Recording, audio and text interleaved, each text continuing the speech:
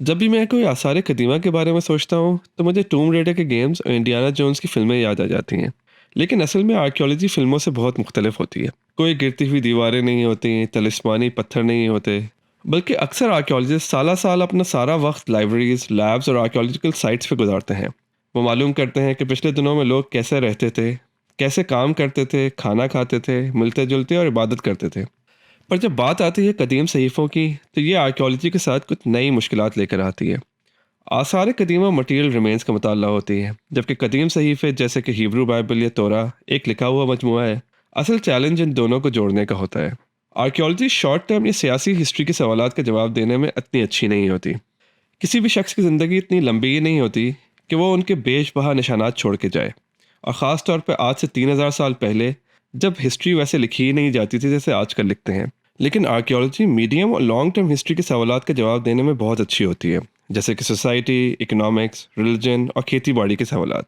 इन sites की excavation से researchers को रोज़मर्रा के मुख्तलिफ पहलुओं का इल्म होता है, जैसे कि पॉटरी कैसे बनाते थे, किसके साथ तिजारत करते थे, क्या क्रॉप्स उगाते थे, और कौन से जानवर डोमेस्टिकेट और उनके घर कैसे होते थे। लेकिन ये टॉपिक्स हमें कदीम सहीफ़ों में नहीं मिलते, क्योंकि उन लिखाई का असल मकसद लोगों की रूहानी और अखलाकी तालीम करना था, ना कि उस वक्त का हिस्टोरिकल कॉन्टेक्स्ट पेश करना।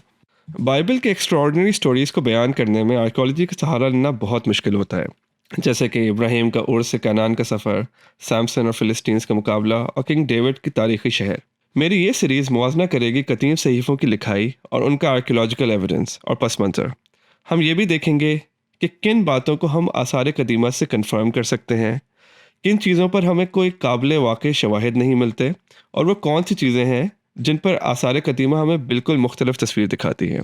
हालांकि ओल्ड टेस्टमेंट तो पहले इंसान यानी हज़रत आदम से शुरू होता है, फिर हज़रत नूह, हज़रत इब्राहिम, हज़रत मूसा तक आता है।